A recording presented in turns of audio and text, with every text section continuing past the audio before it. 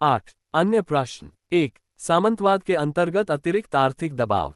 बेशक अतिरिक्त आर्थिक दबाव ने सामंती जमींदारों की आर्थिक शक्ति को मजबूत करने में भूमिका निभाई, हालांकि यह नहीं बल्कि भूमि पर सामंती स्वामित्व ही सामंतवाद का आधार था। 2। सामूहिक कृषि परिवार की निजी संपत्ति। ये कहना गलत होगा, जैसा कि मसौदा पाठ्यपुस्तक में कहा गया है कि सामूहिक फार्म में प्रत्येक परिवार के पास व्यक्तिगत उपयोग के लिए एक गाय, छोटे पशुधन और मुर्गी होती है। वास्तव में जैसा कि हम जानते हैं, सामूहिक फार्म परिवार के पास गाय, छोटे पशुधन, मुर्गी आदि व्यक्तिगत उपयोग में नहीं बल्कि व्यक्तिगत संपत्ति के रूप में होती है। व्यक्तिगत उपयोग में अभिव्यक्ति स्पष्ट रूप से कृषि आर्टेल के मॉडल नियमों से ली गई है, लेकिन कृषि आर्टेल के मॉडल नियमों में एक गलती की गई थी। यूएसएसआर का संविधान, जिसे अधिक सावधानी से तैयार किया गया था, इसे अलग तरीके से प्रस्तुत करता है, अर्थात सामूहिक फार्म में प्रत्येक परिवार की निजी संपत्ति के रूप में भूखंड पर सहायक कृषि, आवासगृह, पशुधन, मुर्गी पालन और छोटे कृषि उपकरण होते हैं। ये बात निस्संदेह सही है। इसके अतिरिक्त ये स्पष्ट रूप से बताना उचित होगा कि प्रत्येक सामूहिक किसान के पास स्थानीय परिस्थितियों के आधार पर एक से लेकर कई गायें, भेड़, बकरी, सूअर, संख्या भी स्थानीय परिस्थितियों पर निर्भर करती है, तथा असीमित मात्रा में मुर्गियां, बत्तख, हंस, मुर्गी, टर्की उसकी निजी संपत्ति होती है।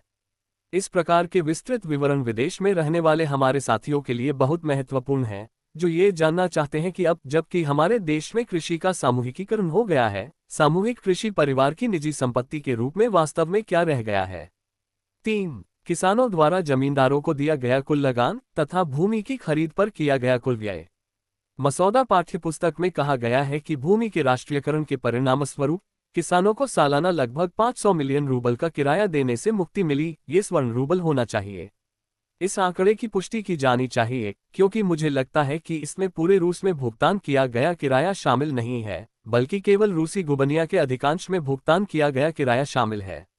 ये भी ध्यान में रखना चाहिए कि रूस के कुछ सीमावर्ती क्षेत्रों में किराया वस्तु के रूप में दिया जाता था, एक तथ्य जिसे मसौदा पाठ्यपुस्तक के लेखकों ने स्पष्ट रूप से अनदेखा कर दिया है। इसके अलावा ये याद रखना चाहिए कि किसानों को न केवल किराए के भुगतान से बल्कि भूमि की खरीद के लिए वार्षिक व्यय से भी मुक्ति मिली थी। क्या मसौदा पाठ्यपुस्तक में इस पर ध्यान दिया गया था?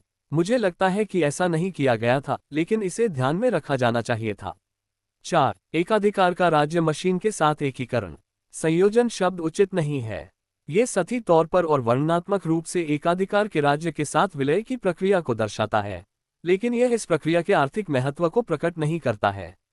मामले का तथ्य यह है कि विलय की प्रक्रिया केवल एकीकरण की प्रक्रिया नहीं है, बल्कि राज्य मशीन का एकाधिकार के अधीन होना है।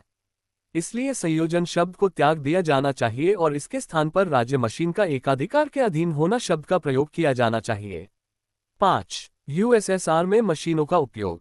मसौदा पाठ्यपुस्तक में कहा गया है कि यूएसएसआर में मशीनों का उपयोग उन सभी मामलों में किया जाता है जब वे समाज के श्रम को किफायती बनाती हैं। ये बिल्कुल भी ऐसा नहीं है जो कहा जाना चाहिए।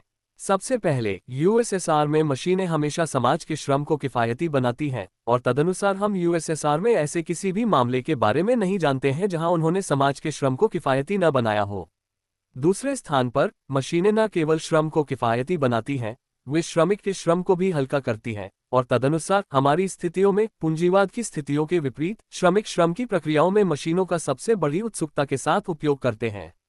इसलिए ये कहा जाना चाहिए कि सोवियत संघ की तरह कहीं भी मशीनों का उपयोग इतनी तत्परता से नहीं किया जाता, क्योंकि वे समाज के श्रम को किफायती बनाती हैं और श्रमिक के श्रम को हल्का करती हैं, और चूंकि सोवियत संघ में कोई बेरोजगारी नहीं है, इसलिए श्रमिक राष्ट्रीय अर्थव्यवस्था में मशीनों का उपयोग अत्यंत उत्सुकता से करते हैं।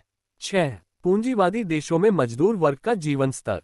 आमतौर पर जब मजदूर वर्ग के जीवन स्तर की बात की जाती है तो इसका मतलब सिर्फ नियोजित मजदूरों के स्तर से होता है, न कि बेरोजगारों की आरक्षित सेना से। क्या मजदूर वर्ग के जीवन स्तर के सवाल पर ऐसा रवैया सही है? मुझे लगता है कि यह सही नहीं है। अगर बेरोजगारों की एक आरक्षित सेना है जिसके सदस्य अपनी श्रम शक्ति की बिक्री के अलावा जिंदा नहीं रह सकते, तो बेरोजगारों को मजदूर वर्ग का हिस्सा बनना ही होगा, और अगर वे मजदूर वर्ग का हिस्सा बनते भी हैं, तो उनकी अभावग्रस्त स्थिति उत्पादन में लगे मजदूरों के जीवन स्तर को प्रभावित किए बिना नहीं रह सकती। इसलिए मेरा मानना है कि पूंजीवादी देशों में मजदूर वर्ग के जीवन स्तर का वर्णन करते समय बेरोजगार मजदूरों की आरक्षित सेना की स्थिति को भी ध्यान में रखना चाहिए। 7। राष्ट्रीय आय। मुझे लगता है कि मसौदा पाठ्यपुस्तक में राष्ट्रीय आय पर एक अध्याय जोड़ना नितांत आवश्यक है।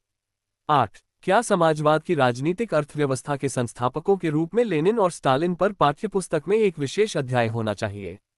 मुझे लगता है कि अध्याय समाजवाद का मार्क्सवादी सिद्धांत, लेनिन और स्टालिन द्वारा समाजवाद की राजनीतिक अर्थव्यवस्था की स्थापना को पाठ्यपुस्तक से हटा दिया जाना चाहिए। ये पूरी तरह से अनावश्यक है क्योंकि यह कुछ भी नहीं जोड़ता है और केवल वही दोहराता है जो पाठ्यपुस्तक के पिछले अध्यायों में पहले से ही अधिक विस्तार से कहा जा चुका है। जहां तक अन्य प्रश्नों का प्रश्न है, मुझे कॉमरेड ओस्ट्रोवित्यानोव, लियोन्टीव, शेपिलोव, गाटोवस्की आदि के प्रस्तावों पर कोई टिप्पणी नहीं करनी है।